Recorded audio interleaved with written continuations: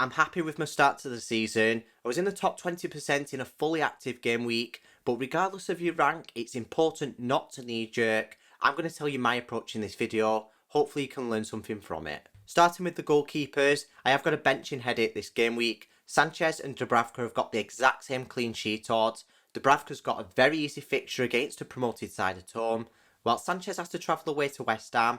To be fair, Sunderland scored 3 goals in game week 1 and West Ham scored none.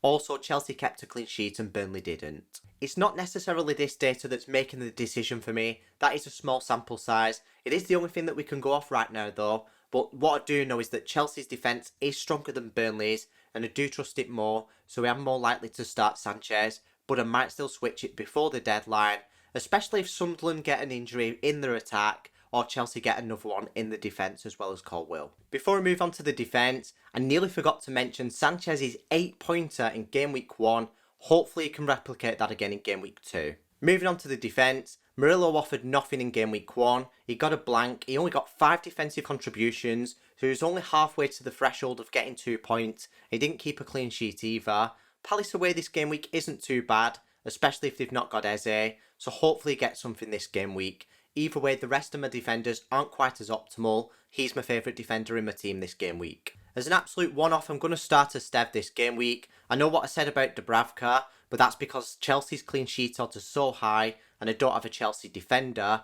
Burnley and Chelsea are joint second place for clean sheet odds, so I can't not start him this game week. I'm not sure if I can trust that Burnley defence though. It's all in reverse for Nuri. He plays for a strong defence, but he's got a difficult fixture. At least he's got the home advantage though, and how can I not play him after his 9-pointer in game week 1? I do think Spurs will give him plenty of opportunities to get defensive contributions. Either way, if Guardiola was to come back in the team, he might even play wing back and get up the pitch. He played so well in game week 1, I can't see him not starting in game week 2. The 2 defenders on the bench are Porro and Rodon. Rodon gets nowhere near my first team in that weak Leeds defence against Arsenal at the Emirates. As for Porro, he's kind of the same. Spurs' defence was weak last season, and so was Brentford's. Thomas Frank is now the Spurs manager, he was Brentford's last season. And then City at the Emirates is too difficult of a fixture, and they've got quite a strong defence as well, so I do think it would be difficult for Porro to get attacking returns there too. If you need to replace your goalkeeper this game week, you probably just go to Bournemouth right at the top of the ticker. I know they've got a new look defence. We don't really know how weak they're going to be yet or how strong because they have just played at Anfield. The Palace defence isn't really an option because he's $500,000 more their goalkeeper, and I do think you'd be wasting money in that position. I don't think you should really be spending transfers in this position unless you absolutely have to, especially in game week 2. It is slightly more possible that you might need to make a defender transfer. I do highly doubt that in most cases though. Don't knee-jerk on it. I know that you pick your team for game week 1 onwards and you might have had a bad game week 1, but there's plenty of game weeks to go. You pick that team for a reason. I don't think you should be knee-jerking in game week 2. If you have got an injury or something like that, personally I go for Murillo. I am backing myself up with this because I have him in my own team. I do think there's a chance of defensive contributions in game week 2 and game week 4. And then in game week 3, game week 5 and game week 6, there's decent opportunities to get clean sheets as well. Moving on to midfield, Dewsbury Hall and Njai, the Everton boys let me down last game week. Let's see how they get on against Brighton at home. It's only one match so far.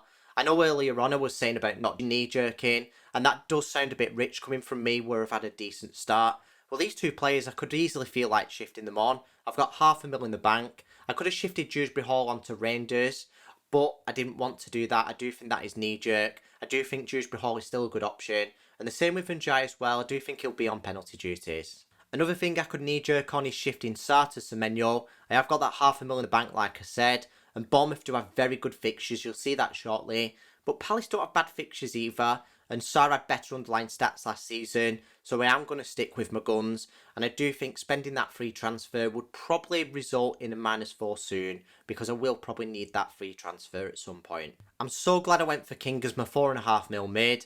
I thought if he plays he's got the highest ceiling out of all of them, and he actually got 70 odd minutes. He looks like the most nailed one at the minute in the whole game, and I do think there is scope to play him in some game weeks, because he is quite an attacking player as well. Now with Salah, there is about to be a bit of a spoiler on captaincy, so if you've not already watched my best captain video, pause this team selection video, go and watch that, and then come back to this point in the video. But looking at my captain matrix, I have already decided in my best captain video that Haaland's the best captain this game week.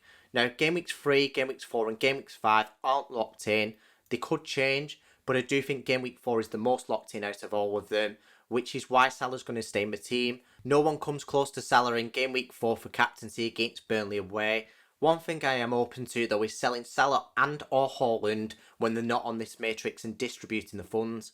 I might even activate my wildcard to do that at some point. All my patrons get to see this graphic plus other exclusive content on my Patreon. If you want to go and check it out, the link's at the top of my description. Up front I've got Mateta and Evan Nielsen. They did only get 1 point each in Game Week 1, but I'm not too worried about that. They faced Liverpool away and Chelsea away. If we take a look at the fixtures from an attacking perspective, Bournemouth are right at the top of the ticker for Evan Nielsen. Palace are quite high up there as well for Mateta. Don't forget those Game Week 6 and Game Week 7 games are factored into this, and I can sell him ahead of that anyway. With Bournemouth's fixtures being so good, if you need to buy a midfielder, get Semenyo, and if you need to buy a forward, get Evan Nielsen. So this is how my team's shaping up for Game Week 2. I'm happy I bought Haaland because of his points in Game Week 1 and the captaincy rotation in Game Week 2, Game Week 3, probably Game Week 6 as well. If you found this video informative, make sure you subscribe so you don't miss any future videos like this. And if you want any exclusive content, the link's in the description for my Patreon.